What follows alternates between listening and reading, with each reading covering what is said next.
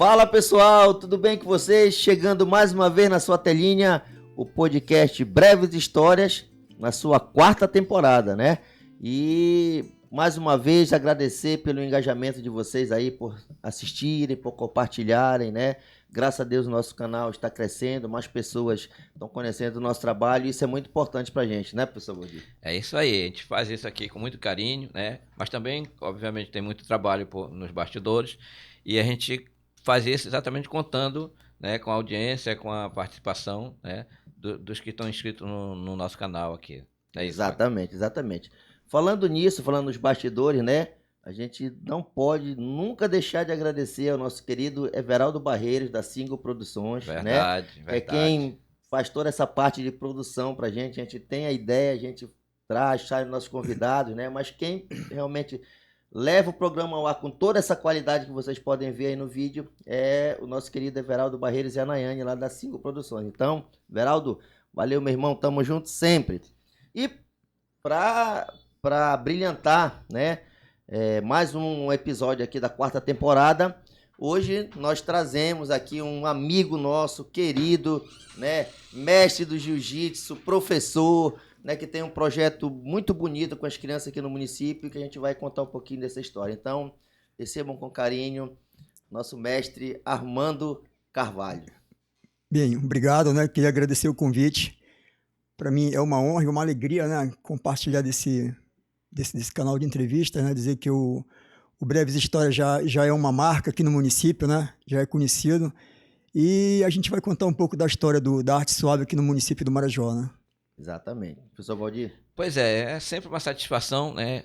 Onde está aqui diante dos nossos convidados, né? E esse aqui, mais uma vez, um convidado super especial, que tem uma grande história para contar aqui para gente, né? Na verdade, vários episódios da vida dele aqui, atuante, né, como um agente e um construtor desse nosso município, porque os nossos convidados, em geral, eles são pessoas que contribuíram, que contribuem com a formação, né, com a construção dessa nossa cidade.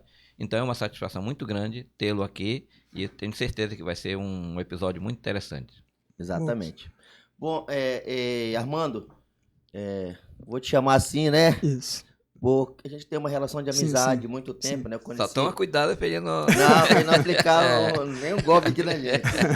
Mas assim, a relação de amizade que a gente tem com o Armando começou através do irmão dele, do Marcos Chaves, né? Professor de inglês. Inclusive, olha, Marco, tá me devendo, que eu já te convidei para vir gravar um episódio aqui, fica enrolando a gente.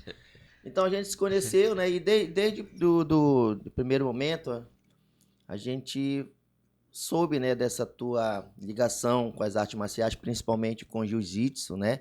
O teu trabalho e teus projetos, enfim. Mas pra gente contar essa história toda, vamos, como diz o cara, vamos começar bem lá do começo, né? Vamos falar um pouquinho desse teu primeiro momento no teu seio familiar, né? Fala um pouquinho qual é a tua origem, né? Quem são teus pais, quem são teus irmãos, onde foi que tu nasceste? Fala um pouquinho desse primeiro momento pra gente aí. Ótimo, tá bom. Vamos lá então. Olha só. Eu sou oriundo de Belém do Pará, né? Os meus pais, Maria de Nazaré Carvalho Chaves, nome do meu pai, Vivaldo Pantoja Chaves, tiveram 3 filhos. Armando, eu, o Antenor e o professor Marquinho. Isso. E a gente é oriundo lá do bairro da Pedreira, não sei se vocês conhecem o bairro da Pedreira, o bairro do Samba e do Amor, né? Exatamente. E interessante que a mamãe, nós morávamos num setor assim, bem periférico da cidade, né? Bem humilde. Mas a mamãe ela sempre primou pela educação. Acho interessante isso nela. Poderíamos não ter o que comer, mas caderno e lápis na mesa nós tínhamos. E a mamãe tinha muito esse cuidado. E desde o princípio eu já tinha um quê pelo esporte. O Marquinho também gostava de práticas esportivas, mas eu era mais voltado para esportes marciais, né? Então o que aconteceu? Nós morávamos num bairro ali da Pedreira que tinha um cinema muito antigo, que é o Cinema Paraíso. E a mamãe, quando eu comecei a completar assim, uns 12 anos de idade, ela começou a me liberar para ir para o cinema. Eu e meu irmão, o Antenor, que é o do meio. E eu começava a ver aqueles filmes americanos lá, né? Na década de 70 tinha uns enlatados americanos, que eram Kung Fu, David Carradine, Bruce Lee. E aquilo entrou na minha mente. Eu achava engraçado que a mamãe, ao mesmo tempo que ela apoiava, ela colocava um pé no freio. Eu disse, meu filho, vamos fazer uma coisa. Eu vou te colocar para estudar inglês. Tu não quer estudar inglês? Nessa época, inglês em Belém era uma coisa muito nova ainda, né? Aí eu falava, não, mãe, quero ir pro karatê. Mãe, ai, meu Deus, cadê esse menino? Meu filho, então eu vou colocar o Marquinhos no teu lugar. Aí apareceu o professor Marcos, né? Exatamente. Aí o Marcos, segurou o inglês. Meu filho, vou te colocar no francês. Não, mãe, eu não quero francês. Quero ir pro jiu-jitsu, quero ir pro karatê. Nessa época eu nem conhecia o jiu-jitsu ainda. Aí meu outro irmão pegou o francês, então eu quero. Aí não sobrou nada para mim. Ela falou, tá bom, eu vou te levar numa academia de karatê. Aí eu comecei a ter o primeiro acesso aos esportes marciais, né? Era um japonês que chegou do Japão ao Brasil, fui para Belém. A colônia japonesa é muito forte aqui no Pará, né? Exatamente. Aí eu comecei a ter a prática. Mas o interessante é que a minha família era uma família muito cristã. Então a mamãe, ao mesmo tempo que ela liberava, mas ela também pisava no freio. Então a gente foi criado nesse clima, assim, nessa educação, os pais muito presentes, né? Na época que eu era criança, adolescente, não havia tanta violência como hoje, né?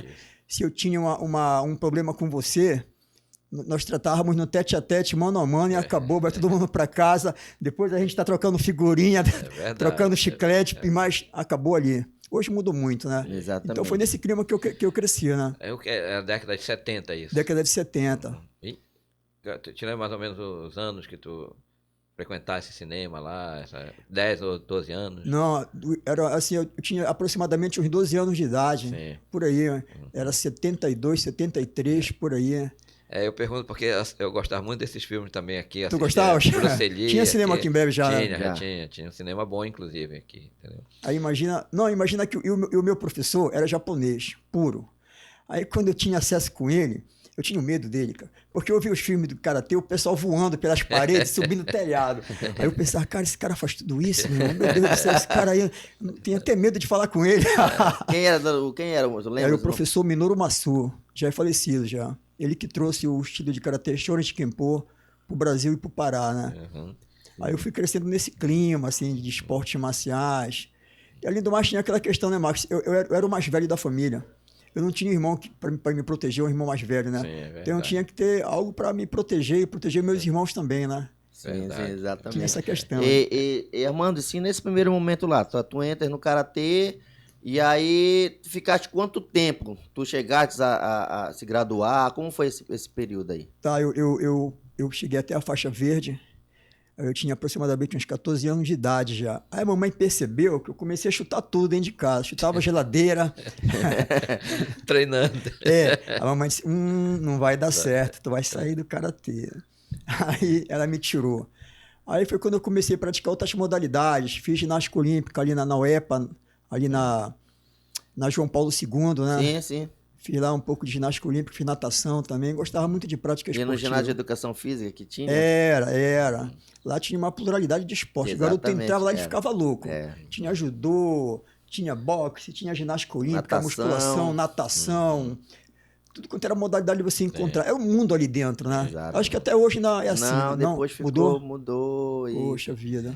Teve uma época, eu não sei se reabriram, mas tem uma época que parece que fechou lá, deixaram, enfim, os governantes deixaram de lado, que era um projeto tão bonito, né, que tinha muito. O garoto entrava ali, moleque de periferia, não tinha muita expectativa para treinar numa academia cara. Chegava ali, garotinho, tu é até da periferia, olha, a mensalidade aqui é R$14, R$15, R$10, pronto, eu queria. Eu digo, amanhã eu quero. Tu quer aquilo? Quero. Mas não, calma, garoto, vamos devagar. Mas aí tu encontrava de tudo ali, né, ali dentro, né? E aí tu ficaste praticando a ginástica olímpica lá? Eu saí do karatê, aí fui para a ginástica olímpica, fiquei um tempo na ginástica olímpica, aí depois que eu fiquei um pouco maior, né, aí comecei a trabalhar já, a vontade de entrar no serviço militar, né? Foi quando eu me tornei militar, servi a Força Aérea Brasileira por 9 anos, né? Saí como cabo, né, da reserva. Armando, esse contexto lá, da tua primeira infância lá, por exemplo, tu te lembra de alguma coisa de Belém? Belém em geral, do bairro mesmo da Pedreira onde tu morava, o que é que te marcou assim nesse contexto, na paisagem, nesse ambiente lá que tu vivias? Ah, tá. Olha só, interessante, né? A memória afetiva da gente, né? Um tempo atrás, eu retornei lá no bairro da Pedreira e fiquei até emocionado porque eu fui numa clínica fazer um tratamento de saúde e fiquei olhando lá de dentro a paisagem, mudou muito ali. Exato. Porque antigamente nós morávamos próximo ali da Curuzu, e nós tínhamos que ir para a Igreja Batista. E eu lembro assim, muito assim, papai, mamãe, os 2 irmãos, nós íamos a pé, íamos para a igreja, retornávamos, e tinha uma certa assim, olha, você pode ir, você pode retornar, uma coisa mais tranquila, né? Hoje a gente percebe que mudou muito ali. O cinema já não existe mais, cinema paraíso, né? Aí, olha só que tristeza, o cinema... Aquilo ali é um ponto da cultura daqui do Pará, né? Acabou. Embora fosse uma cidade grande, como já era Belém, mas era assim menos acelerado, né? Sim, exatamente. Hoje é tudo muito apressado, com muita correria. Tu vivia mais intensamente, né? É verdade, as brincadeiras de rua aconteciam com mais... Sim, sim. A rua era o teu playground. Sim. Tu podia brincar ali e ter a certeza que você podia retornar em segurança. Hoje não, né? Você não vê mais isso, mudou. O Marquinho perguntou para mim assim, Marquinho, Armando, tu já foste lá na passagem onde nós morávamos? Aí eu falei para ele, cara, não tenho coragem de entrar lá. É mesmo? Não tive mais coragem, porque ficou aquela lembrança, né? Verdade. E eu quero ter a lembrança do passado, não agora, né? E hoje, com o advento infelizmente, da violência, não dá mais para você fazer o que você fazia antes. Exatamente. Bom, Armando, aí tu ficas esse período, né, lá no ginásio de educação física, e em que momento tu te deparas com o jiu-jitsu, que é o mote inicial de toda essa tua trajetória até chegar aqui em breve? Fala um pouquinho pra gente. É interessante que depois que eu saí do karatê, mesmo na posição de militar, eu procurava a prática de alguma modalidade marcial. Mas em Belém eu não encontrava. Fui procurar uma academia de Kung Fu. Aí eu pesquisava sobre o Bruce Lee, praticava um estilo que é o Wing Chun. Aí eu falei, pô, eu quero praticar esse Kung Fu, que é interessante, né, efetivo e tal. Aí eu fui visitar a academia. Cheguei lá, o cara falou, você quer academia de Kung Fu e tal, você pode entrar, pode conhecer. Aí eu comecei a andar pela academia, tinha muita gente treinando lá. Aí eu perguntei assim, vem cá, rapaz, o professor daqui é professor de Wing Chun mesmo? Aí o cara falou, nós estamos nesse livro aqui no capítulo 3. Edições de ouro. Aí eu falei, cara, não é assim que funciona. Não é assim. Eu fiquei um tempo afastado. Aí agora acontecem algumas coisas que a gente não consegue entender. Até hoje me causa uma interrogação. Olha só, eu estava num certo ônibus uma vez, eu morava em Ananindeua, e eu saí do primeiro comando aéreo para ir para Ananindeua. Era aproximadamente 40 minutos só de ônibus. E geralmente eu ficava em pé, para não sujar o meu uniforme e tal. Às vezes você dá um lugar para uma pessoa mais velha e tal. E tinha um cidadão sentado, um cidadão já idoso, e ele ficava me olhando. Eu percebi que ele estava me encarando. Até que eu olhei novamente para ele, ele fez um sinal para mim assim, com o dedo. Eu peguei, me aproximei dele e disse, pois não, senhor. Aí ele falou assim, meteu a mão no bolso e falei assim, puxou um cartãozinho. Falou assim, olha, isso aqui é para você. Você vai aprender o jiu-jitsu. Foi mesmo? Foi. Sem... Do nada. Aí eu peguei o cartão, li, realmente estava escrito jiu-jitsu, professor Maia. Quem é das antigas lá em Belém, praticou karatê no passado, sabe quem foi. Aí eu peguei, agradeci, guardei no bolso, segui rumo, né? O tempo passou, procurei o professor Maia, ele tinha falecido já. Aí eu fiquei com aquela coisa na minha cabeça, pô, jiu-jitsu, como é que é isso aí? Como é que funciona isso? Queria conhecer. Só que naquela época, eu falei para você, né? Era massificada assim, a prática do esporte marcial, voltando mais para soco, para chute. O esporte não era tão conhecido aqui no Pará, né? Embora é aqui que o bicho tenha crescido aqui em Belém, né? Aí foi um tempo que houve a época do Ultimate Fight, né? Começou os eventos internacionais e o Marquinho, meu irmão, falou assim, Armando, devia falar de jiu-jitsu? Aí eu falei, já ouvi falar, eu contei a história para ele. Pois é, Armando. Bora procurar uma academia aqui?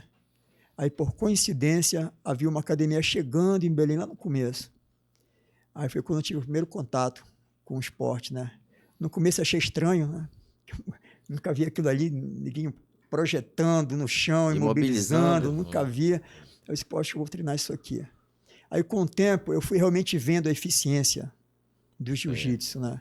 Aí fui conhecendo, praticando. E desde faixa branca, interessante, desde faixa branca, eu já pensava como um profissional. Disse, não, eu vou treinar isso aqui e vou alcançar a minha black belt lá e vou me dedicar. E foi sempre assim, desde o começo até hoje, né?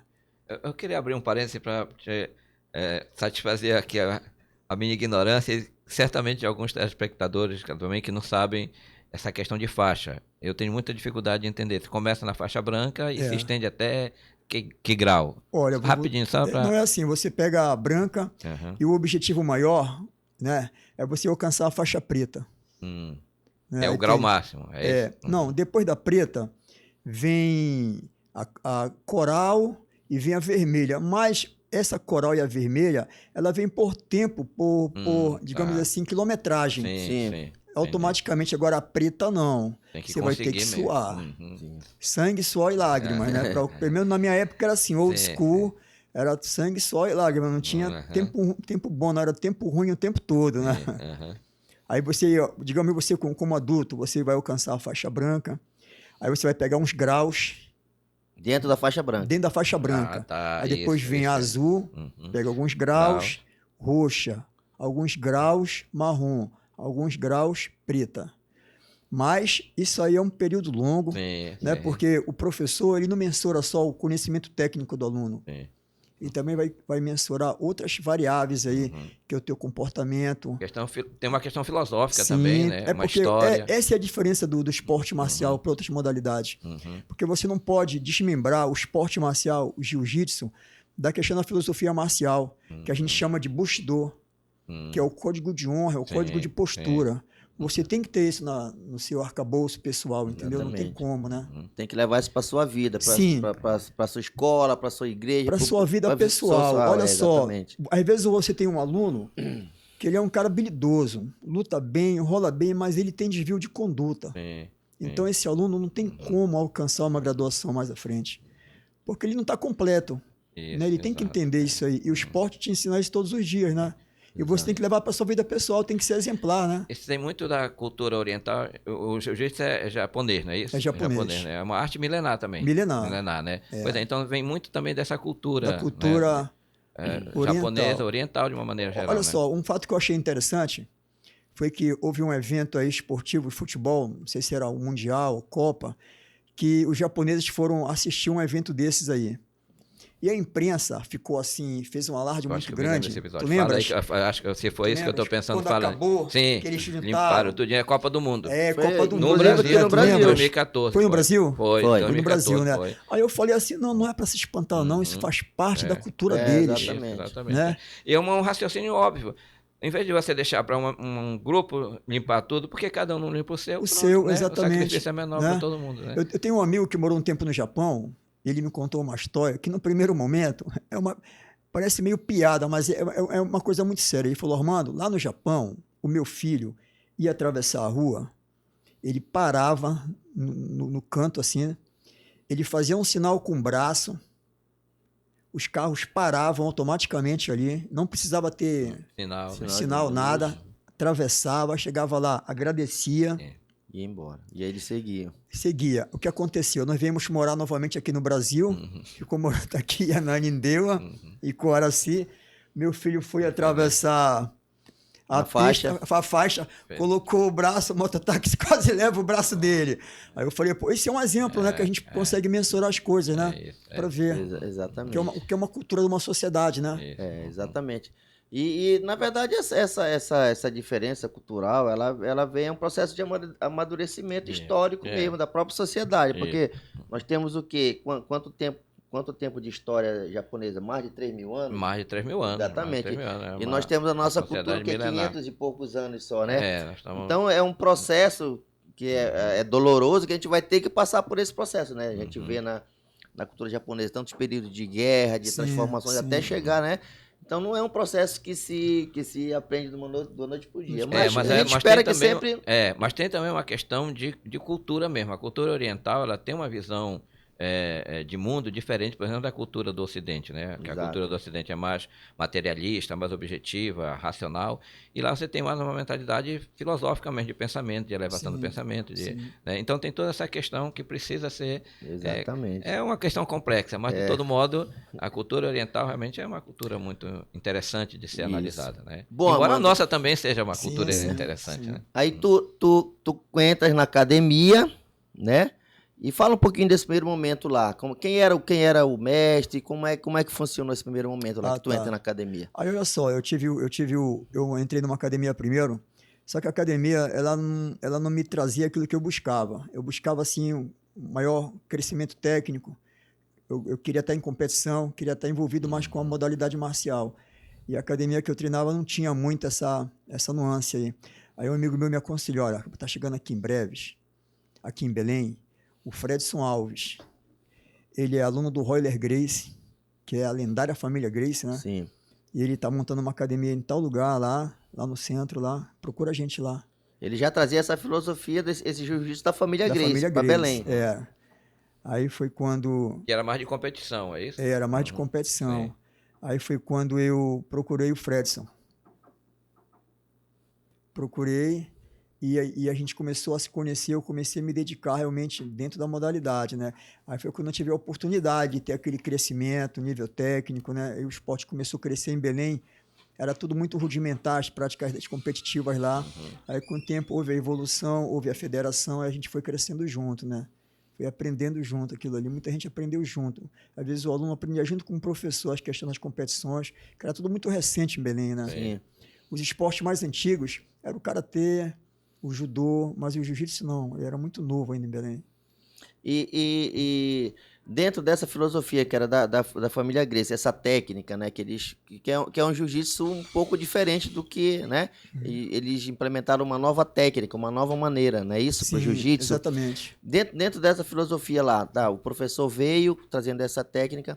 E vocês tiveram esse intercâmbio também com a família Gracie, vocês vieram a Belém, vocês foram para alguma competição? Fala um pouquinho como era essa relação aí. É interessante isso aí, porque eu vi a família Gracie em revistas, né? Antigamente era a revista Gracie Magazine e mais uma outra revista, salvo engano, a revista Tatame. Aí foi quando surgiu a oportunidade, porque o Fredson, por ser aluno do Royler Gracie, ele tinha contato com o Royler direto. Às vezes ele ia para o Rio para fazer parte, o Royler queria lutar um evento no Japão, que na época tinha o Pride. Sim. Não sei se tu lembras do Pride, né? Lembro, sim. Lembro que antigamente o Pride era pay-per-view, né? Isso, o pessoal se juntava. Era meio... E era de madrugada, né? O pessoal ficava acordado. Lá na Challenge o Marco fazia isso. Era. Juntava um pessoal e a gente ficava de madrugada vindo dar porrada com ele. Aí, às vezes, ele viajava para o Rio para apoiar o Royler, né? Para prepará-lo para o evento. E nisso eu sempre tive vontade de conhecer. Aí foi quando houve o Mundial de 98. Eu fui campeão paraense direto, né, e ganhei o direito de competir o Mundial de 98. Aí foi quando eu tive a oportunidade de interagir e treinar com os Gracie, né? Aí pude conhecer de perto a lenda do jiu-jitsu mundial, que é o Hélio Gracie, né? O filho do Carlos Gracie, né? Então ele... Não, o Hélio Gracie é irmão do Carlos Gracie. Então são os caras que beberam na fonte, né? Sim. Eu tive a oportunidade de conhecer também o Rickson e outros mais da família lá, ver de perto como era a filosofia marcial da família, né? Todo aquele... Isso no Rio de Janeiro. No Rio de Janeiro. Durante a competição. Foi lá na Gracie Humaitá. Aí teve o Mundial de 98, aí nós retornamos para Belém, aí depois o Fredson trouxe o Royler Gracie. Em Belém já? Em Belém. Aí foi quando o Royler teve a oportunidade de conhecer a casa do finado Conde Coma, o cara que trouxe o jiu-jitsu para Belém, para o Pará, né? Pará, na verdade, né? Aí conheceu mais, participamos de um evento competitivo também lá, foi muito bacana essa interação, né? Porque você vê de perto, ó, como é que funciona. E o pai deles não morou? Eles não moraram um tempo no Pará também, da família? Sim. Moraram, né? Na verdade, quem veio para cá morar foi o George Gracie. Ele veio para cá e ele montou base aqui em Belém. E nessa época ele, eu acho que no início do século XX chegou porque na verdade a família Gracie é de origem escocesa. Ah, tá. Aí o George Gracie, ele teve muitos filhos, entre eles o Gastão Gracie, que era neto, aliás, era neto, é uma família muito grande, o Gastão Gracie era neto do George Gracie. Aí o Gastão Gracie, ele conheceu o Conde Coma, vindo direto do Japão. E o Conde Coma, ele veio no intuito de apoiar a comunidade japonesa, parece que em Tomé Açu, né? Tomé Açu, né? Acho que Colônia, Pimenta né? do Reino lá. Que tinha uma... Aí o Gastão Grace ajudou, era um homem de negócios, né? Ajudou. E em contrapartida, como forma de agradecimento, ele começou a ensinar para o filho, o Carlos Grace, as técnicas do jiu-jitsu.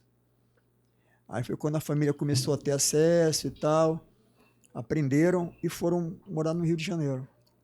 Ah, tá. Então aí foi lá que a coisa foi no Rio de Janeiro, né? Mas tudo começou aqui. Tanto que se você for a Belém, você tem acesso lá o túmulo lá do Conde Coma, né? Tá lá, você pode ver lá. A casa onde ele residiu também, que fica ali próximo do Palacete Bolonha. Sim.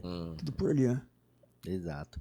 Bom, Armando, aí tu ficas esse tempo lá na academia, é campeão paraense, tem acesso a disputar o Mundial, né? Fala um pouquinho dessa experiência, dessa sensação de, uma criança lá da periferia, né?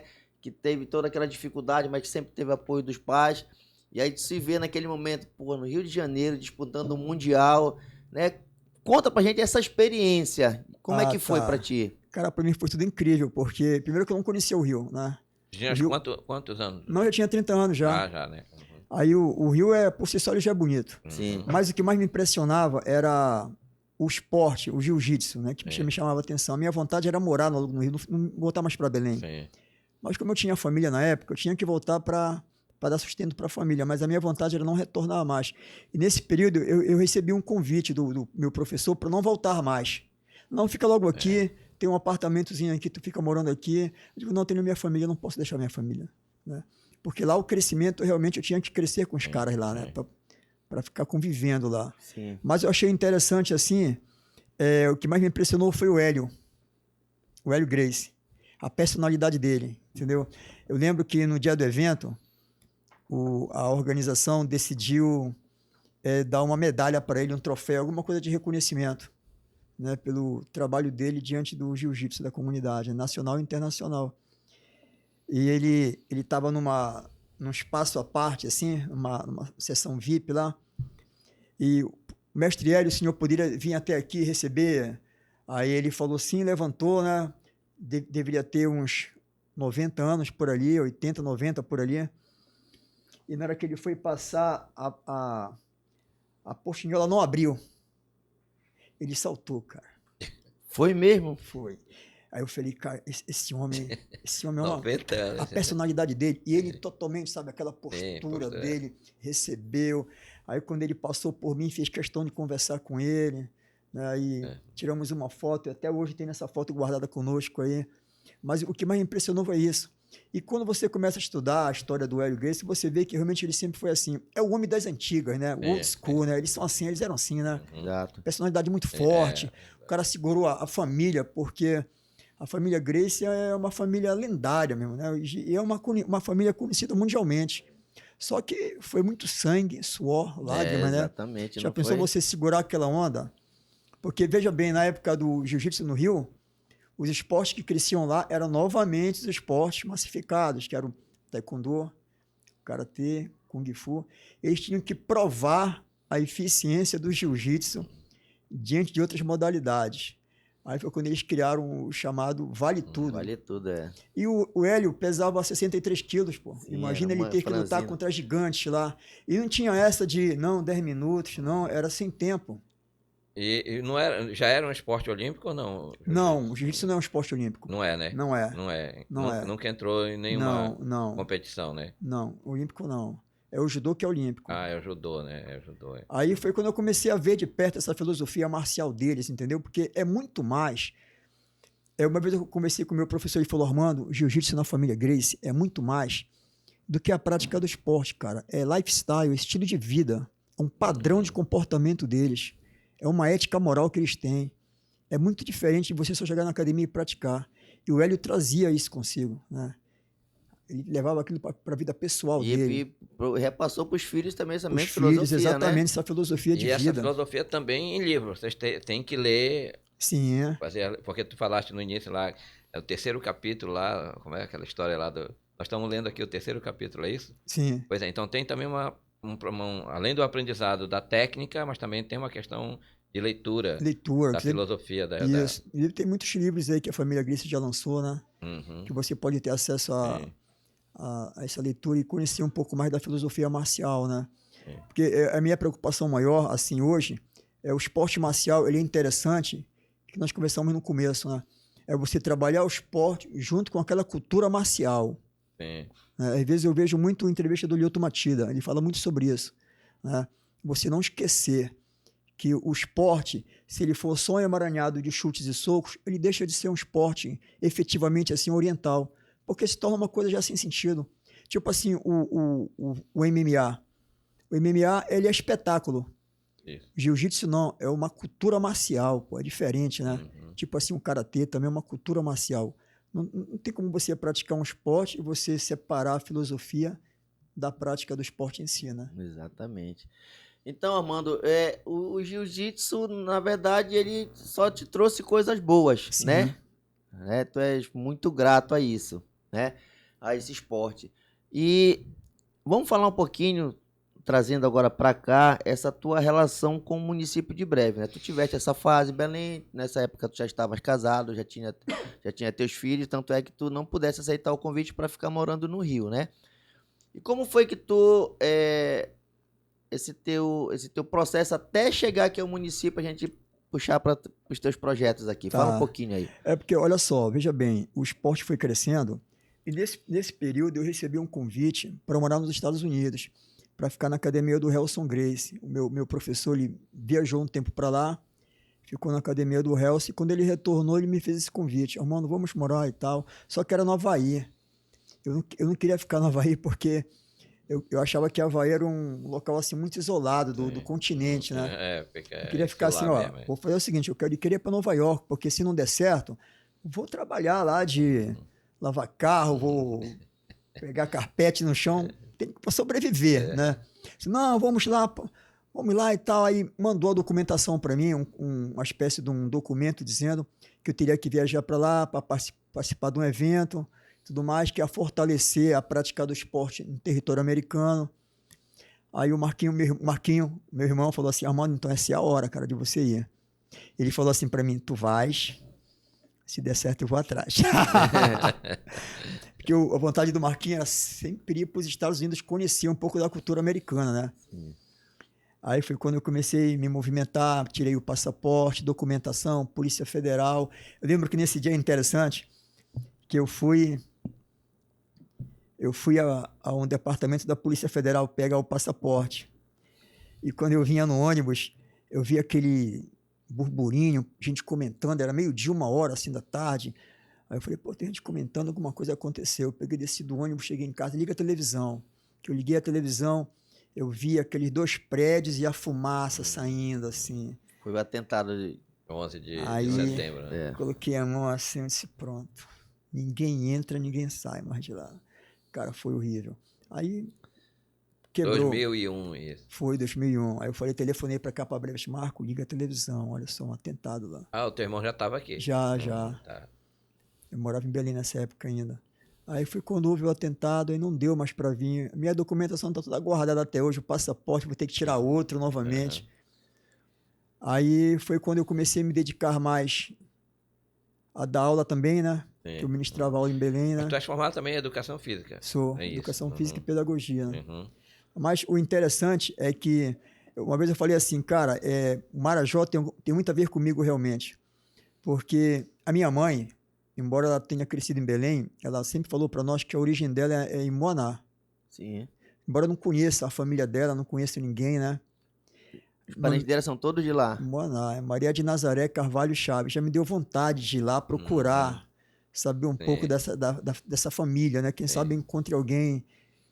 Aí foi quando o Marquinho veio para cá e me fez um convite. Armando, vem para cá de vez em quando e tal, ministrar aula. Eu comecei a ministrar aula aqui em 98. Aqui em Breves. Já. Aqui em Breves. A convite do já eram eventos particulares, que ele promovia e tal. Não, ele vinha para dar aula mesmo de jiu-jitsu. Pois é, tipo workshops, oficinas exatamente. E tal. O Samarone foi meu aluno nessa época. Samarone. Professor Samarone. O Valmiro, se o Valmiro estiver ouvindo aí, Valmiro, abraço aí. Ele foi os primeiros alunos, e outros mais aí. E eu comecei a ministrar. O interessante é que o Marquinhos falou, bora colocar uma faixa aqui. Grace Jiu-Jitsu. O pessoal associava o Grace com um salão de beleza. Você tem uma ideia que uma coisa era bem primária ainda, bem no começo, né? E o pessoal chamava de Julepso, Jiu-Jitsu, Jiu-Jitsu. Aí eu falava pro meu professor, ele falou, cara, então o negócio lá tá bem rasteiro, ele tá começando do zero. Ninguém sabe nem o que é isso, né? A gente começou a trabalhar desde daí. E com o tempo fui amadurecendo a ideia para vir para cá. Foi quando eu decidi fazer um curso de técnico em segurança do trabalho. Aí na época das madeireiras, né? Sim, sim. Aí a Róbico precisava de um profissional da área lá. Aí o Marquinhos ligou para mim, Armando, chegou a hora. Pintou uma vaga. O Marco dava aula nessa época de inglês para o John, que era o gerente da Róbico. Aí o Marquinhos falou, Armando, pintou uma vaga. É 880. Eu falei, então é agora. Aí eu vim trabalhar aqui na Róbico. Foi a época que eu te conheci, né, Max? Foi, exatamente. Foi nessa época, não foi? Foi. Exato. Aí já vieste com a tua família. Não, já. eu vim só. Veio só primeiro? Vim só. Aí trabalhei um tempão lá na Róbico. Mas tu moravas lá mesmo, na Róbico? Não, eu morava com meu irmão. Aqui em Breves. Aqui no aeroporto. Mas me diziam que o olho do furacão era na Madenorte. Era, nesse período era. Meu irmão, tu quer ver onda de acidente? É Madenorte. E eu queria ver o circo pegar fogo, né? Aí eu falei, quer saber uma coisa? Eu vou pedir demissão daqui, eu quero ir pra lá. O cara falou, tu é louco, rapaz? Aqui é empresa tranquila. Sempre gostaste do desafio. Digo, mas eu quero ver, eu quero ver o bicho pegar. Aí o John, que era o gerente, ele me falou assim, rapaz, ele falava um português muito arrastado, né? Você, louco, embora daqui, aqui é família, lá é selva de pedra. Eu falei, não, mas eu quero ir pra lá. E eu fui. E realmente lá o bicho pegava, né? Muito acidente. E eu me sentia mais, assim, comprometido, porque quando você se imbui da sua responsabilidade como profissional, né? Exatamente. Você quer um técnico de segurança, é aquele cara que interage com o gerente até o cara que é chão de fábrica. Então você via lá a necessidade de profissionais, né? Te lembra o ano que tu trabalhaste lá, o período que tu trabalhaste na lá? Madenorte? Sim. Eu te pergunto porque eu cheguei a trabalhar lá também, eu queria saber que de repente a gente não foi trabalhou. Foi de 2004. Ah, não, já não estava mais. Não estava mais não, né? Não. Trabalhei lá, eu acho que foi 91, 92, por aí. Assim. Ah, não foi muito antes. Foi, né? Foi no começo então, né? Foi logo lá no início. Quando eu tinha um gerente lá que era o Lauro, ele era casado naquela época com uma prima minha, entendeu? Então ele me convidou para ser, chamava na época, assistente social lá. Trabalhei um ano e pouco, mas não me adaptei, larguei. Largou. Foi. É por isso que eu perguntei, porque de repente podia até ter trabalhado junto lá e não. Teve mais 2000 e pouco já, né? Foi, em 2004 foi quando eu cheguei aqui. Ficaste quanto tempo lá? Eu fiquei até o fechamento da empresa. Naquele período já de todo mundo indo embora e tal. Mas tu já tinha a tua academia aqui ou ainda não? Já dava aula particular, assim, não, mesmo trabalhando lá? Eu dava aula, assim, mas era uma coisa assim muito no começo ainda, não tinha... O tempo lá, o tempo todo era pra lá? Era muito escasso, o tempo lá era o tempo todo corrido lá, né? Exatamente. Aí foi uma época também que eu assumi a função de supervisor da segurança portuária, aí tu já viu, né? Aquilo ali é uma área, uma coisa muito... Tinha que ter um cuidado muito grande, né? Porque aquele pier ali é uma área internacional, né? A Polícia Federal ficava o tempo todo monitorando aquilo lá, e tinha que ter um supervisor presente, os navios chegavam, tinha que interagir. Um negócio meio complicado. Sim, Armando, aí tu vens para Breves, né? Para trabalhar na Róbico, depois Madenorte e tal, como tu falaste, até o fechamento.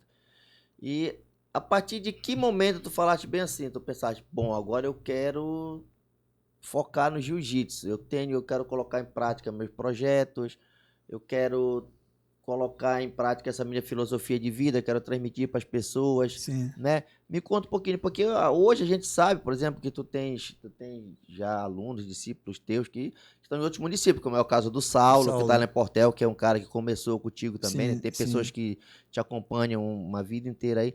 Fala um pouquinho desse começo aí, dessas pessoas que estão contigo, né? Ah, tá, muito bom. Olha só, eu tenho pessoas que meus primeiros alunos, né? É o César, o Wilson César, conhece o Wilson César? Ele está contigo até hoje. Até hoje, é Black Belt, né? Exatamente. Esse ano agora ele pega o 4º grau dele, tá comigo desde o início, né? Aí nós tivemos também o Falcão. Sim, o Falcão. Foi meu aluno, o Falquinho, o irmão dele, o Apolo, o Salles, né? Sim. Que agora está na segurança pública, né? Isso. Nós tivemos também o Saulo, que agora é professor também, Black Belt lá em Portel, né? E nessa época tinha outros mais. Me perdoem se eu esqueci o nome aqui, é porque... Mas o próprio Marquinho, meu irmão, também era meu aluno, né? Mas o interessante é que nessa época, a ideia maior minha era trazer o esporte competitivo. Porque é a minha origem, né? Sim. Meu professor era extremamente competitivo. Aí nós entramos também, e eu achava o seguinte, né? Eu vou fazer meu nome, me tornar conhecido através das competições. Eu vou ter meu know-how, quem sabe com isso também eu consiga viajar novamente para outro país e tal, porque essa era a ideia maior. Aí eu fui ficando. E dizem que breves têm tentáculos, né? Que quando você chega aqui, você não sai mais. E durante esse tempo eu fui ministrando aulas e tudo mais, fui criando mais vínculos com a comunidade. E a minha ex-esposa falava para mim assim, rapaz, monta um projeto social, é interessante, Armando. Mas o meu foco era sempre voltado para rendimento. E às vezes o aluno não aguentava, ele saía. Não aguentava o tranco e saía. Aí com o tempo, houve o período que as madeiras começaram a fechar. A época que eu saí, retornei para Belém. Agora, interessante, viu, Marcos? Interessante que, professor, que nessa época, quando eu retornei para Belém, já não me achei mais em Belém. Incrível. Já estava acostumado com esse ritmo da cidade. Eu gosto daqui, cara. Eu gosto daqui. Eu acho que eu sou bicho do mato, eu nem sabia, meu irmão. Eu gosto desse ambiente, sabe?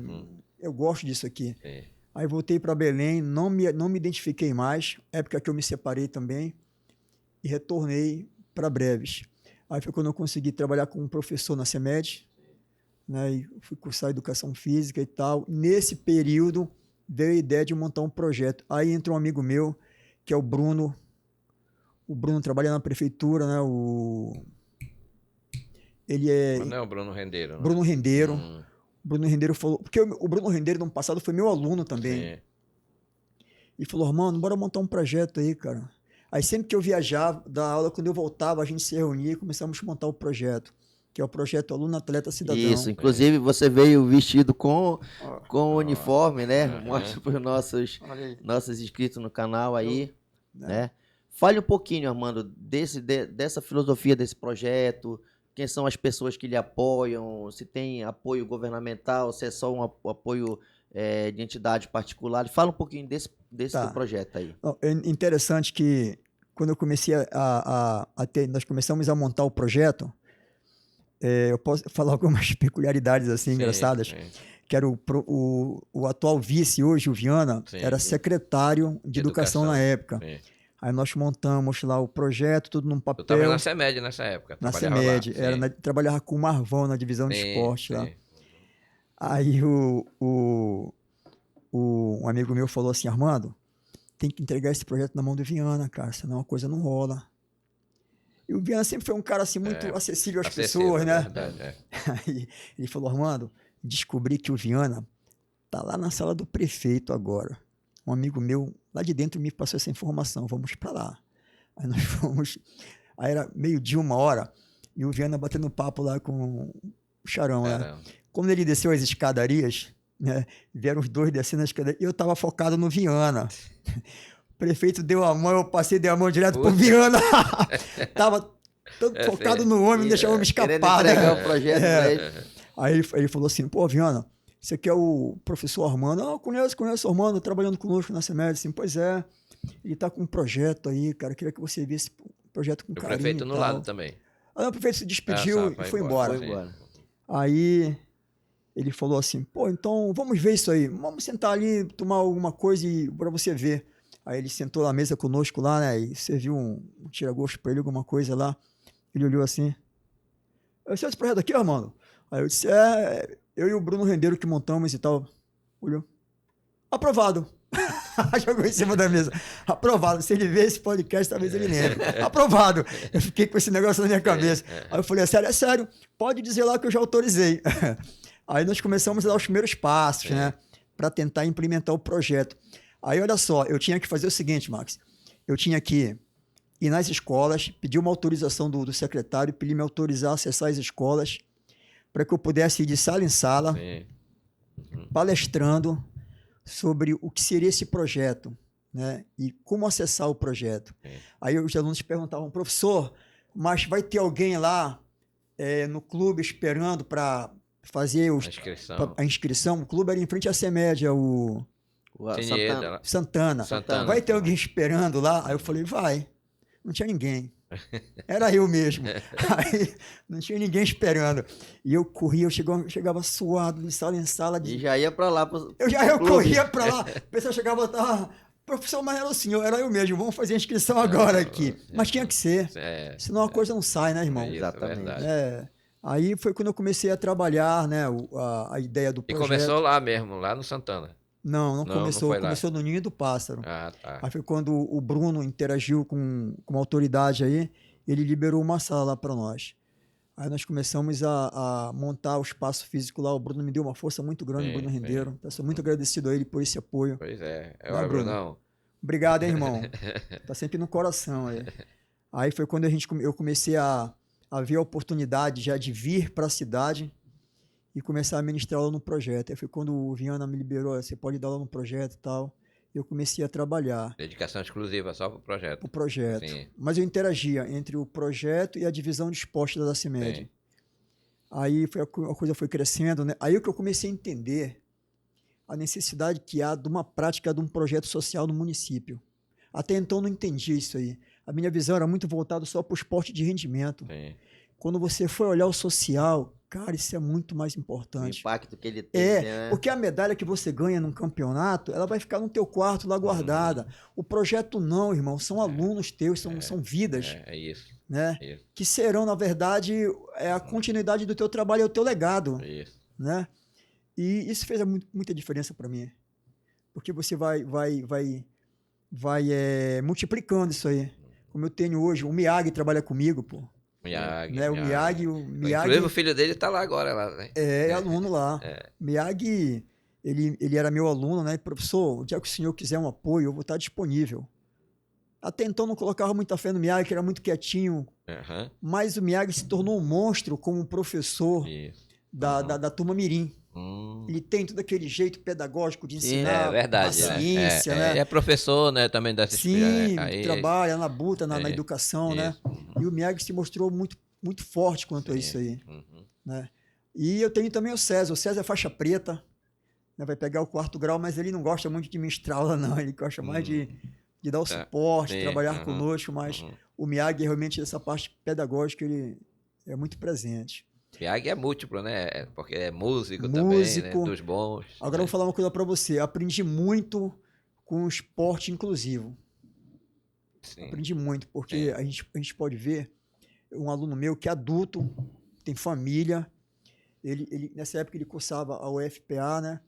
Ele falou, professor, é interessante isso que tu fala sobre a questão do código de honra do homem, né? Do Bushido, porque muitas vezes o aluno não escuta isso dos pais. E interessante, professor, que eu comecei a levar isso para a minha vida pessoal. Comecei a perceber que é importante o homem ter lealdade com as pessoas que estão próximas a ele, o respeito. Comecei a interagir melhor com meus pais, com a minha esposa. Isso é que vale a pena, né? Isso que fica, né? Eu sempre digo, vai chegar um dia que eu vou ter que guardar o meu kimono.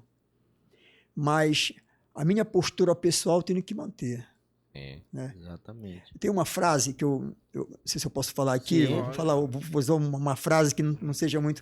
Eu vi uma frase do Renzo Grace, ele falou assim, olha, eu quero morrer velho, cagando nas calças, mas saber quem eu fui e quem eu sou. Isso é importante na formação do homem, né? É isso que a gente quer trazer através da prática do esporte. E o esporte é o linguajar do jovem, né? Eles gostam de estar com você ali. E se você ganhar a confiança deles, excelente, então.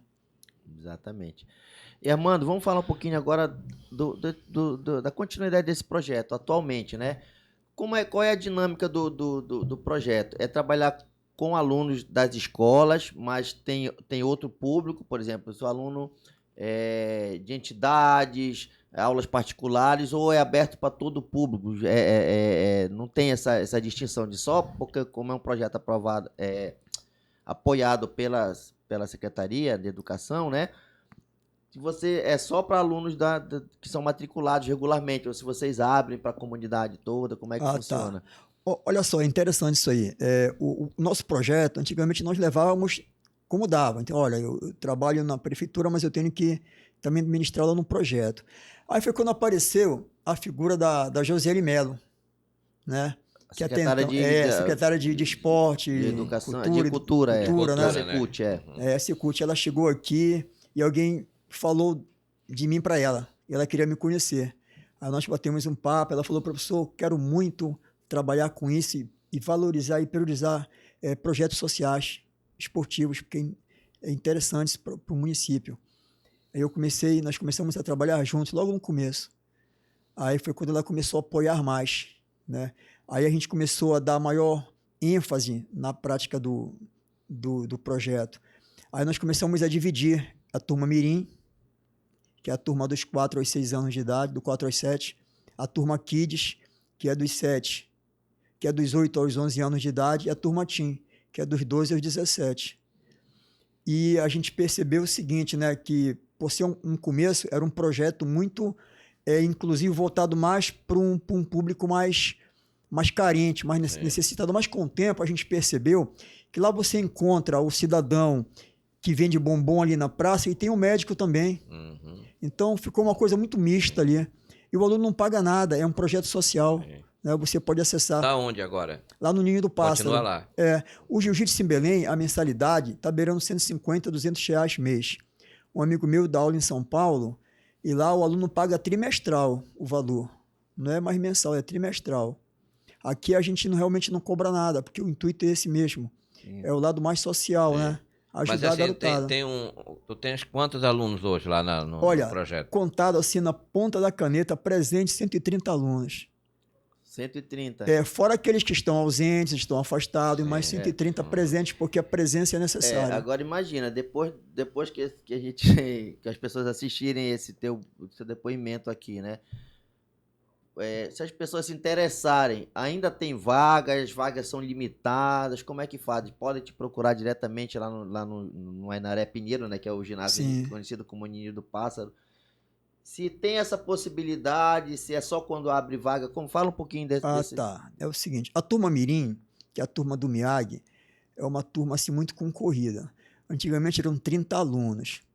Aí eu falava, Miyagi, vamos aumentar essa turma. Ele falou, professor, não vou aguentar. São 30, professor, não é fácil. E ele colocava alguns teams... 4 anos, a partir de 4 anos? Dos 4 aos 7. Uhum. E realmente, se você... Essa é a faixa recomendável ou pode entrar antes, não, né? Não, é a faixa recomendável, né? Porque a partir dos 3 anos você não tem nem coordenação, né? Ainda. Não, o aluno não consegue. Tá, então tava com 30... Aí ele fala, aí uma vez eu fui assistir aula, realmente ele tinha razão, o bicho pega.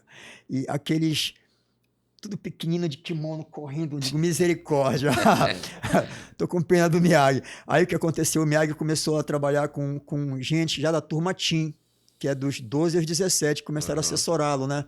Pra coisa... Tá. Aí eu falei, Miyagi, aí eu continuava insistindo, mas professor... Só até 40, depois disso não dá mais. Aí já trouxe a esposa dele para ajudar, a Milena, né? Sim. E a coisa rola lá. E o Miyagi é muito criativo nas aulas, é interessante, né? Só que depois disso não deu mais para aumentar, mas a procura continua. Mas aumentou para 40? 40, mas mesmo assim, irmão, é muita gente procurando. Muita gente procurando. E olha só, eu vou falar uma coisa para você. Eu trabalho com a turma Kids e Teen. A turma Kids é dos...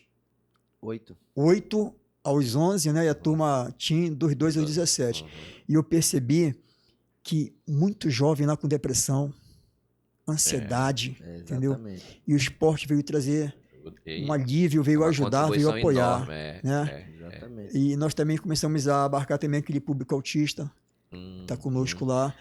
Houve uma época... É inclusão lá. É inclusão. Houve uma época que eu trabalhava até com aquele público do Aleph, que era o pessoal de síndrome de Down. Sim. Só que depois não deu mais, porque eu achava interessante eu precisar de uma experiência a mais para esse público. Sim.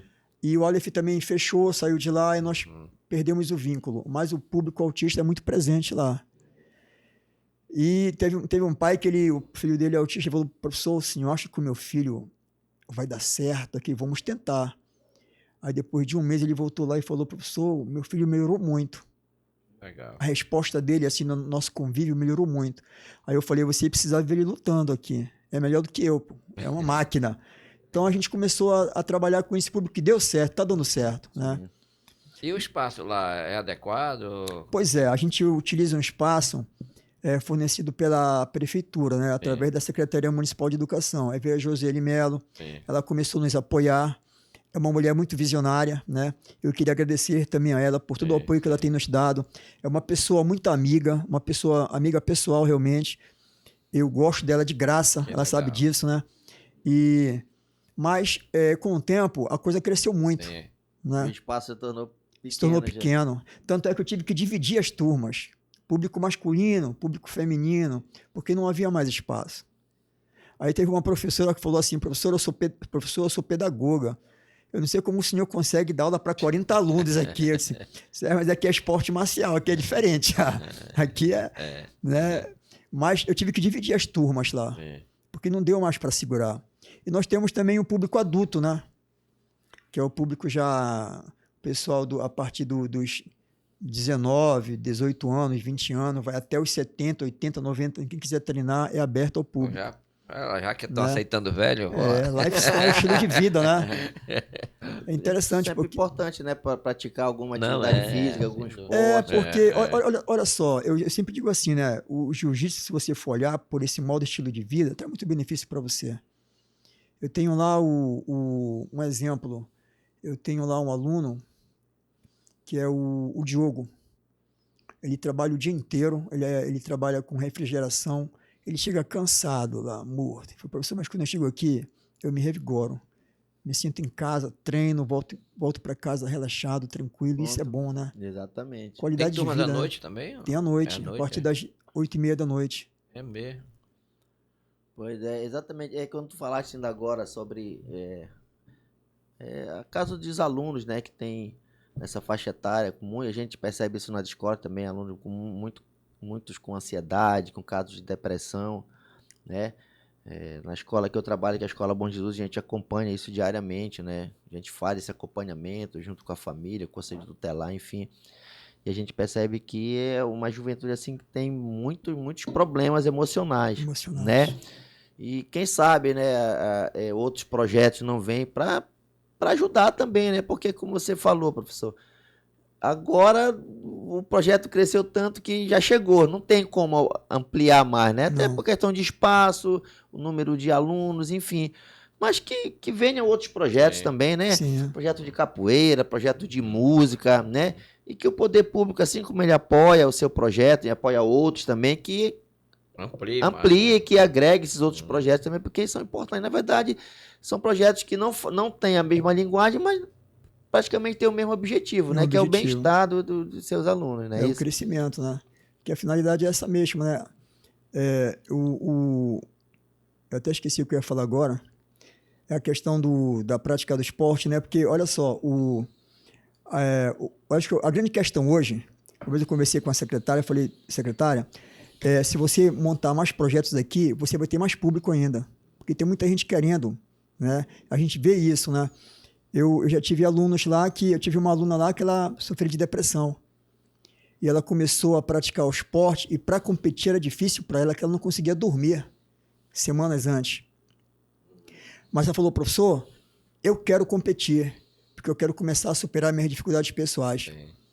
E com o tempo ela começou a competir, começou a melhorar, e ela achou até que melhorou até a vida dela na escola, com as pessoas. Exatamente. Né? Mas é isso que eu digo. Imagina, por exemplo, esses anos todos que tu estás lá com esse projeto.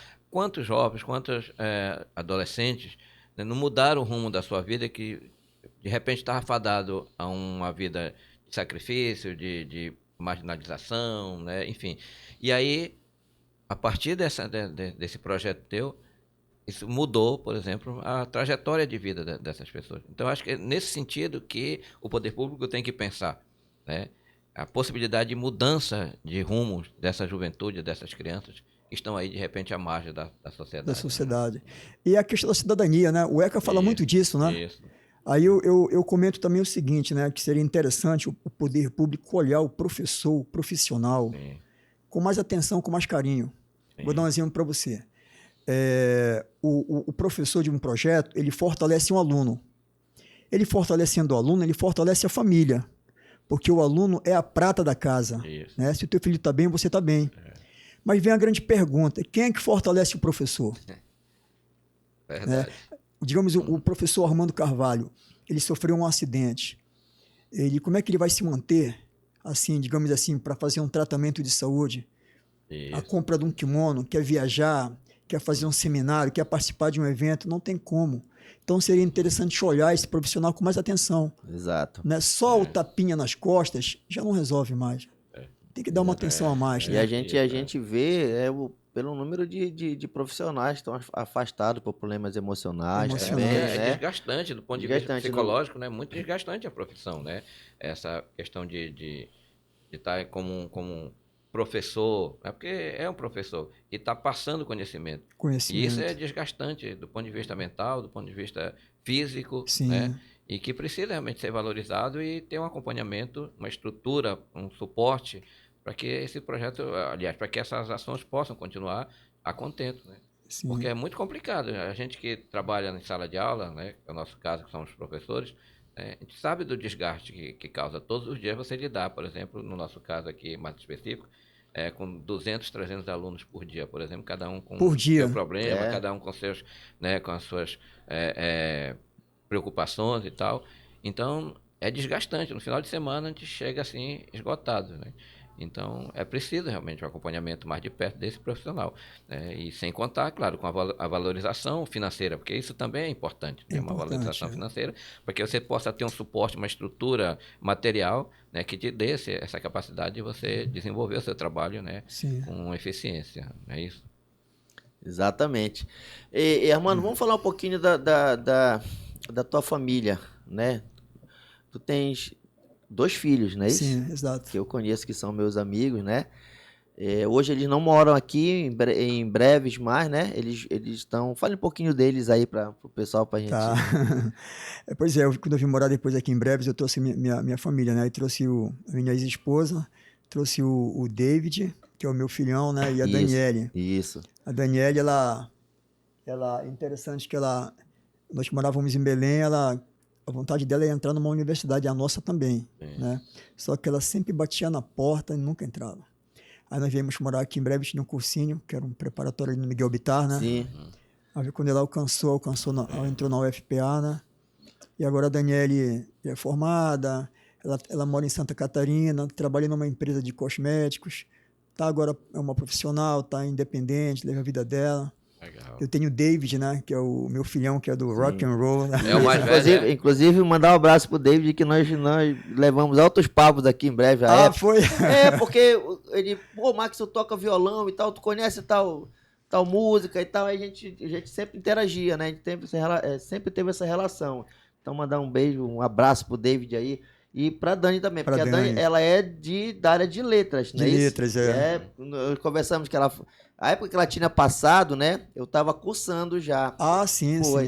E aí ela perguntou pra mim, eu falei, olha, então é uma área que tu vai gostar muito, que ela gosta de ler, né? Gosta de ter mais introspecto assim, então tu gosta de ler, então tu tá na área certa, né? Então mandar um abraço pros dois aí também, né? Aí eles estão lá, agora o David o David tá em Belém. Não, tá no Rio Grande do Sul. Tá no Rio Grande do Sul, né? E ela tá em Santa Catarina. Santa Catarina. Eles estão morando pra lá. Eu falei, filho, te muda pra Santa Catarina.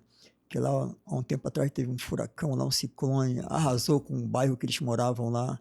Foi mesmo? Foi. Eu falei, vai pra Santa Catarina, fica perto da tua irmã. Mas ele tá em Florianópolis mesmo ou não?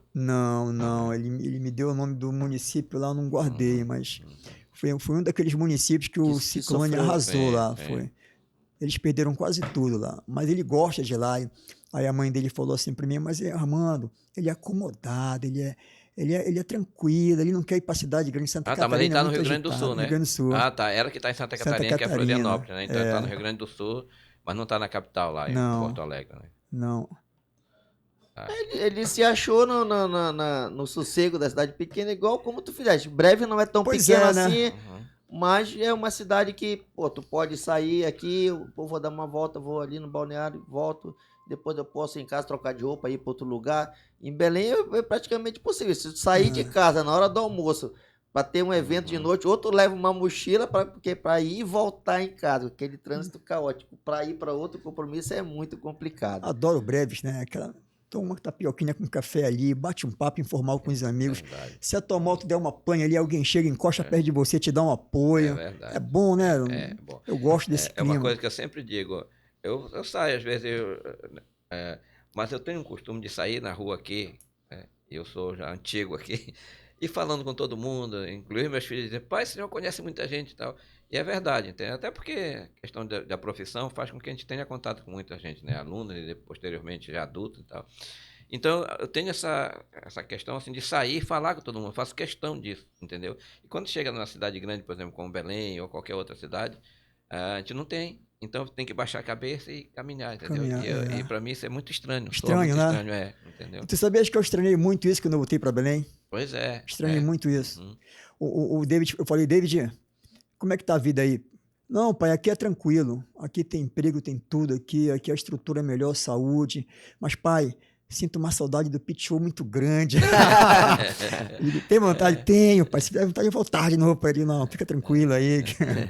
Aguenta mais um pouquinho lá, né? Mano, vamos falar um pouquinho dessa tua relação com o município, né? Como tu falaste, tu não és daqui, tu nasceste em Belém, tivesse toda uma vivência, né? Na capital. E a partir do momento que tu vieste para cá, começaste a conhecer a cidade, conhecer as pessoas, voltaste para Belém e não te adaptaste mais. Sim. Né? Fala pra gente qual é essa tua relação, né? O que é que te prende aqui, o que é que fez tu criar tuas raízes aqui? Aqui, né? Que eu acho que tu não pensa em sair mais daqui, né? Não. Se bem que agora, recentemente, eu recebi um convite, né, de um amigo meu para passar um tempo na Austrália. Ele tem uma academia de jiu-jitsu lá e ele dá aula numa determinada cidade lá e ele quer montar a estrutura dele lá. Aí ligou para mim e fez o convite se eu aceitaria trabalhar com ele lá. Do outro lado. Do outro lado, né? Aí eu falei, pô, aceitaria, né? Seria interessante, porque o meu inglês não sai daquilo. Olha que eu já sou cliente do Marquinhos há séculos, mas não consigo melhorar esse meu inglês. Quem sabe lá eu desenrole esse meu inglês, né? Aí eu queria, assim, mudar um pouco de ambiente, né? Mas eu gosto daqui, eu acho que Breves, eu não sei se é o povo, que é um povo muito acolhedor, né? A cidade, eu gostei daqui, amor à primeira vista, olhou, gostei e fiquei. Mas também tem muito a ver com a tua postura como cidadão, como ser humano, entendeu? Pelo caráter, pela dignidade.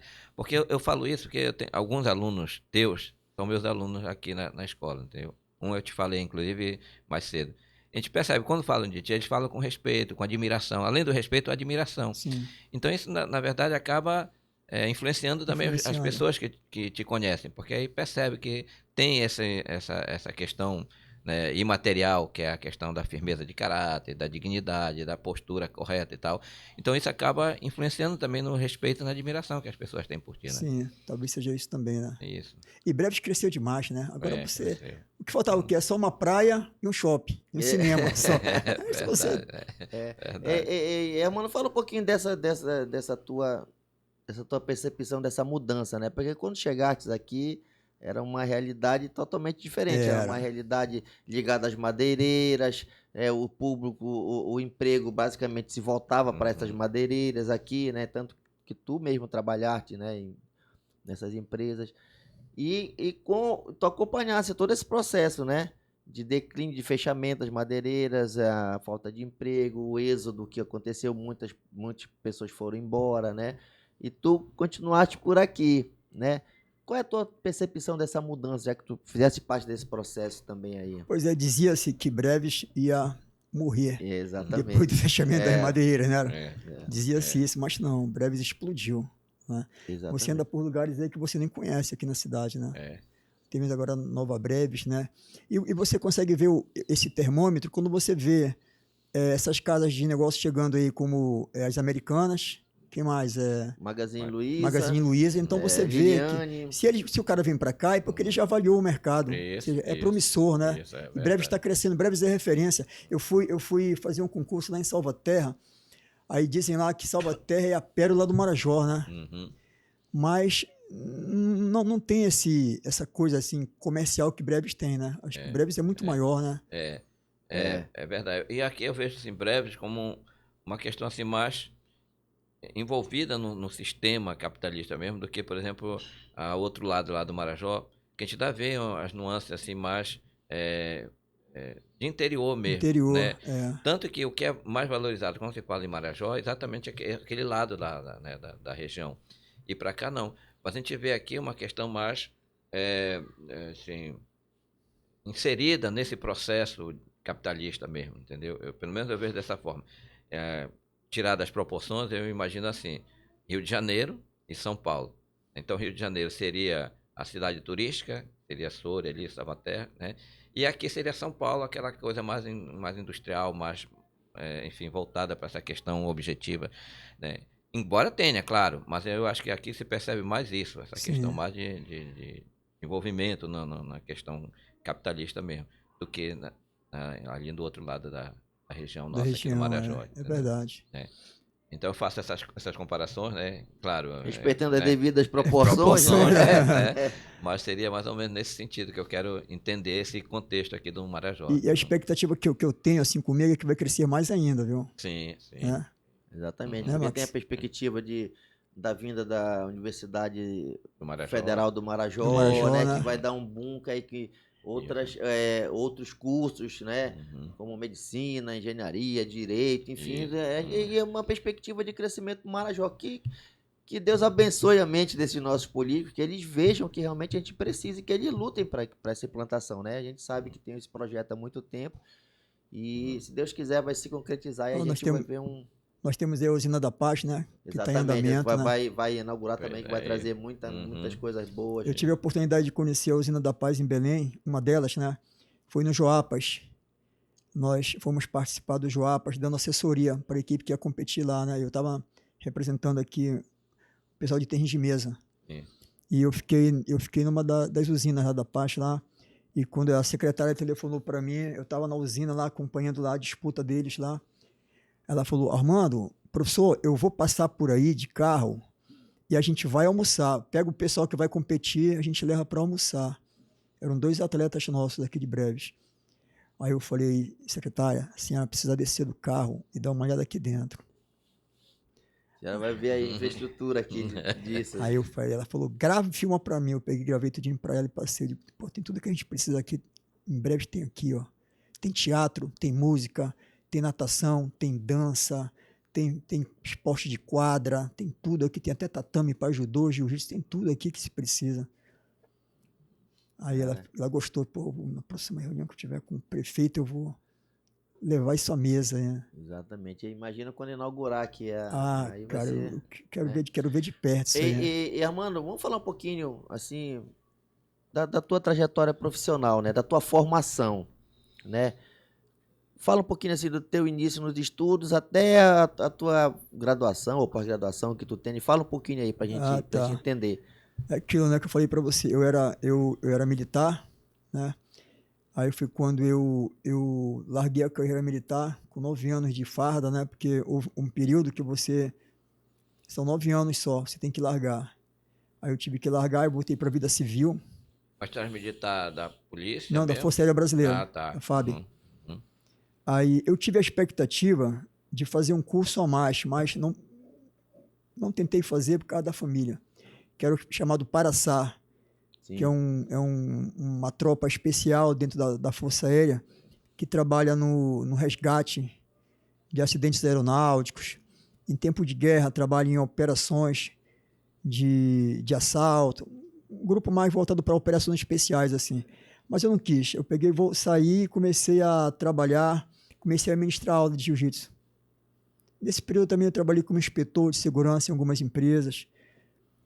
Aí foi a época que eu pintou o curso de técnico em segurança do trabalho, mas eu ministrava também aula de jiu-jitsu também nessa época e vim morar para cá, para exercer a função. E tu já tinha terminado o ensino médio já? Já, lá em Belém. Aí foi quando eu comecei a trabalhar aqui como técnico em segurança do trabalho e nesse meio período abriu a primeira faculdade de educação física aqui. E eu meti a cara, né? Depois fiz uma pós, aí depois veio a Unicid, eu fiz para pedagogia, também fiz uma pós, né? E na luta aí, né? A gente está... Concurso público a gente está esperando, mas não há expectativa, né? A gente espera que aconteça, né? Torcendo. Você aí para dar tudo certo. Armando, quais são as suas expectativas, né? Com relação ao município, o que é que tu esperas para o município, como tu falaste? Eu acho que o município vai crescer bastante, mas dentro desse crescimento que tu espera, quais são as tuas expectativas? O que é que tu espera para o município? O que é que tu espera que o município traga de benefício para a gente também? Olha, o que eu vejo muito assim aqui na cidade é a falta de um projeto voltado mais para a juventude. Entendeu? Eu percebo muito isso aí. Eu conheci um garoto um tempo desse aí, que ele ficava na frente do supermercado. E aquilo me incomodava. Ele ficava o tempo todo ali sentado, colocando papelão em cima de motos lá. E eu fui conversar com ele. Ele não estudava, entendeu? Ele tinha 14 anos. E aquilo me incomodou muito. Então aquilo ali não pode acontecer, né? Outra vez eu conheci uma garotinha, eu fui no supermercado, a garotinha estava tomando conta de bikes lá. E a menina devia ter uns 11 anos, 12 anos. Aquilo também me incomodou muito. E eu comecei a conversar com ela e com o primo dela. Disse, filha, você já pensou em praticar um esporte? Ela falou, já pensei. Então, peguei meu cartão, entrega para sua mãe esse cartão, peça para ela ligar para mim. Hoje ela é uma atleta competidora hoje e patrocinada. Pô, que legal. Patrocinada e ela não fica mais em rua, entendeu? Tá mocinha já, entendeu? Mudou o rumo da vida. Então, né? eu espero isso, né? Que o poder constituído olhe mais para esse público. Ofereça oportunidades, sim, oportunidades, né? Porque eles precisam realmente disso. O que falta, na verdade, é a oportunidade, né? Porque esses moleques, se tiverem uma oportunidade que seja realmente o que eles pensam, né, na vida, porque eles têm projetos, eles têm sonhos, né? E se você te dá essa oportunidade, eles vão longe. E o ECA, ele é bem claro, né? É uma obrigação de todos nós como cidadãos. Exatamente. Não é, talvez eu vá, não, irmão, é obrigação sua. E você não pode se omitir. Isso, exatamente. Né? E é isso que a gente espera, né? Do poder, que olhe mais com carinho para esse público aí. Né? E porque eles, na verdade, eles é o homem do amanhã, né? É o que vai manter o sustentáculo da nação, né? São eles, né? Exato, e a gente tem que preparar esse pessoal para isso aí. Em breve a gente precisa disso. Tirar aquele estigma de achar que aqui em breve tem aquelas coisas que comentavam, abuso de criança. Não, a gente pode virar esse jogo aí. Exatamente. Entendeu? Porque nós temos uma juventude assim, com muita sede de aprender e querer participar das coisas. Com potencial muito grande, mas tem que ter pessoas que estejam voltadas para isso aí. Verdade. E eu espero isso, né? Que faça essa mudança para melhor, né? Para melhor. Exatamente. Bom, Armando, antes da gente encerrar, que já estamos quase no final, né? A gente tinha conversado anteriormente, né? Tu falaste, Max, eu posso levar os meus alunos para eles participarem comigo da entrevista? Eu falei, pode, professor, só não pode levar muita gente porque o espaço é pequeno, né? E acabou que a gente tinha marcado uma data, depois não deu, a gente marcou para outra data. Infelizmente, eles não puderam vir, né? O Miyagi viria, mas está ocupado. O Saulo viria lá de Portel também, não pôde vir, né? O César está ocupado, mas ele... Enfim. E aí veio uma aluna sua, não foi? Foi. É a Lene. A Lene, não é isso? É a Rosinha. Faz parte do projeto também, então. Lene, seja bem-vinda, tá, minha querida? Em seu nome, a gente abraça todos aqueles que fazem parte do projeto, né, professor? Porque, como você sempre costuma dizer, a gente não faz nada sozinho. Exatamente. Eu preciso da ajuda desse pessoal e eles me ajudam, né? Então, esse agradecimento para os seus atletas, para os seus alunos. E antes de tu agradecer, eu vou fazer também uma lembrança aqui de um aluno meu, acho que ele vai me cobrar depois, né? Que é o Nicolas Gibson, né? Um abraço para ele aí. Não esquecer. Olha, eu queria, na verdade, agradecer a todos. Sim. Desde o Público Mirim, né? Que é a base do nosso projeto lá. Você precisa ver eles de kimonos treinando. Cara, é lindo de ver. Tanto é que houve agora o JEBs, né? Sim. E a modalidade Jiu-Jitsu foi inclusa no JEBs agora. Para nós é um marco. Né? Sim. E quando eles me procuraram, a CEMED me procurou, professor, o senhor pode apoiar a realização do evento dentro do JEBs? Eu posso. Que vocês precisarem de mim, a gente vai trabalhar junto aí. Aí eles tinham uma faixa etária estipulada lá para competir. Eu falei, não, cara, coloca esse público menorzinho aí que tu vai ver o que é show. Eles são lindos treinando de kimono, tudo daquele tamanhozinho, é lindo de ver. Então eu queria dar um abraço lá para todos eles, para os pais, né, que apoiam Queria também dar um abraço para o público Kids, que é o público masculino e feminino que eu ministro aula, tá? É a prata da casa lá, é o pessoal que está crescendo, que serão os adultos do amanhã, né? Exatamente. E tem também o público que me dá dor de cabeça, né? Que são os teens. Os teens, né? Quando começa a bater nos 12, aos 17, irmão. De 12 a 17. É, a zona vermelha. Aí, ontem eu conversei com elas no treino de ontem à noite. Falei, olha, quando chega na idade de vocês, me dá medo. Porque é a idade que a gente mais perde aluno. Então, espero que vocês continuem conosco. As meninas, amo vocês, tá bom? Vocês são especiais para nós. E também tem os garotos, né, do público teen, a garotada que compete, que leva a bandeira da academia nos eventos, né? Isso. Tá sempre nos apoiando. Não vou dizer nome por nome aqui, senão a gente vai ficar... São 130, né? Aí eu também queria mandar um abraço pro Miyagi, né? O Saulo, César, o Diogo e Companhia Limitada, né? E todos outros mais lá. Mas também queria dar um abraço para uma pessoa que é a diretora da escola Santa Mônica. Sim. Não sei se você a conhece pessoalmente. Eu conheço. Você a conhece? Como é? Professora Franci. Professora Franci. Isso, conheço. Professora Franci, ela fez um convite. Professor, nós queríamos trazer a tua modalidade para dentro da escola. Aí eu falei, pô, que bom, isso parece um sonho. Porque amigos meus que davam aula fora do Brasil diziam assim, Armando, aqui o jiu-jitsu faz parte do currículo disciplinar do aluno. E aí? Eu falei, cara, eu falei, diretora, eu fico envergonhado, porque o esporte é nosso. A gente exportou, a gente não conseguiu ainda quebrar essa barreira aí. Eu falei, aí no dia que ela foi participar conosco lá de um evento nosso de graduação, ela já tinha me contratado para trabalhar dentro da escola como professor da modalidade jiu-jitsu. Veja só isso aí. Eu falei, diretora, hoje isso é uma realidade para nós. Não tenho mais inveja deles. Né? Nós breves deu o pontapé inicial. E eu acho que no estado do Pará, não sei, posso estar errado, a única escola que contratou um profissional para dar aula de jiu-jitsu dentro da escola foi em Breves, Marajó, Escola Santa Mônica. Tu estás lá? Eu estou lá, eu trabalho lá, eu recebo para isso, sou remunerado para isso, entendeu? Porque o professor precisa também disso. Exato. Né? Ele precisa se cuidar da saúde, comprar material para ele, viajar, fazer seminário. Ele tem vida também, né? Exato. Como é que eu vou te fortalecer se eu não sou fortalecido? É a mão dupla, né? E não tem nem como compensar um trabalho dessa natureza, porque a grandeza que é, né, o resultado que ele traz para o município, realmente tem que ser bem remunerado. Inclusive. Aí ela foi fazer um relatório, e no relatório ela teria que frisar esses dados. Aí que eu passei para ela no dia do evento que eu fazia, ela me chamou em particular, professor, aquilo que o senhor falou é verdade? Eu disse, diretora, é verdade. A Escola Santa Mônica é a primeira a fazer isso aqui. Eu espero também que outras escolas acordem e tragam também o esporte marcial para dentro da escola. Porque quando bem trabalhado, eu sei que o resultado é positivo. Exato. Né? Então, diretora, obrigado, tá?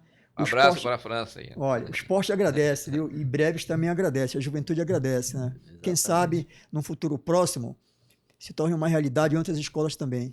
Né? Esse é o nosso sonho, né? É aquilo que a gente falou, né? O que é que você espera? A gente espera isso, né? Que as pessoas despertem para isso, né? Exato. Mais oportunidade para nossa juventude. Mais oportunidade e também valorizem um profissional, né? Exatamente. Sem dúvida, isso é importante. Bom, meu querido amigo Armando, quero agradecer de coração. A gente já tem uma relação de amizade de muito tempo. Muito tempo. Né? E eu acho que o mais importante nessa relação é o respeito que a gente sempre teve um pelo outro, né? A amizade e principalmente o respeito. Então, agradecer a você de coração, meu amigo, por ter aceitado o nosso convite de vir aqui fazer esse bate-papo com a gente, contar um pouquinho da sua trajetória que é tão bonita, né? A sua contribuição para o município, que é muito importante, né? Que outras pessoas, outros profissionais também tenham essa mesma oportunidade, que queiram também ajudar o município, né? Porque às vezes a gente cobra tanto do poder público, mas a gente também pode fazer a nossa parte, né? Sim. E aí, a partir do momento que a gente mostra que a gente pode fazer, a gente vai atrás do poder público. Olha, tá aqui, eu tô mostrando o resultado aqui, venha me ajudar, que é o seu caso, né? O poder público veio e está lhe dando esse suporte no momento. Então, muito obrigado por ter aceitado o nosso convite, muito obrigado por fazer esse trabalho tão bonito pela nossa juventude, pelas nossas crianças de Brevense, né, professor? É isso aí, eu também queria agradecer a presença, né, e dizer também que a gente ouve muito falar no seu trabalho, em ti, na verdade, Eu já te conhecia em outros momentos, mas não tinha assim, esse contato mais direto, essa conversa. Mas, por outro lado, também já tinha um conhecimento, porque a gente ouve muito falar de ti. Teus alunos, como eu te falei, falam com muito respeito. O próprio Miyagi, é um camarada que tem uma admiração muito grande por ti, a gente percebe isso, entendeu? Então, agradecer aqui a tua presença, a tua contribuição para o nosso canal aqui, né? Sem dúvida, tu és não é brevense nato, mas é um brevense que tem contribuído imensamente com o desenvolvimento do nosso município. E são essas pessoas que a gente procura para vir aqui exatamente para contar a sua história. Dizer, olha, eu faço parte da construção desse município. Então, tu é uma pessoa que faz parte dessa construção, né? E agradecer aqui a tua presença, a tua disponibilidade, a tua humildade de vir aqui, que eu acho que isso é importante também, né? E, enfim, continua com o teu trabalho aí, que a gente tem muito a agradecer ainda. Opa, obrigado, eu agradeço. Confesso que estou emocionado, né? E queria dizer também que, embora eu não tenha nascido aqui, mas o meu coração é brevense, tá? E espero que um dia nós possamos nos encontrar novamente aqui, né? Exatamente. Obrigado estaremos sim com outros projetos que virão, com certeza. Obrigado, meu amigo. Obrigado. Abraço, pessoal, chegamos ao final de mais um episódio do podcast Breves Histórias, hoje recebendo o nosso amigo querido, professor Armando Carvalho, falando um pouquinho sobre a sua trajetória de vida, sobre seus projetos, tá? Assistam, inscrevam-se no canal, compartilhem para que mais pessoas tenham acesso ao nosso projeto Breves Histórias, o podcast das nossas histórias. Valeu, pessoal. Tchau.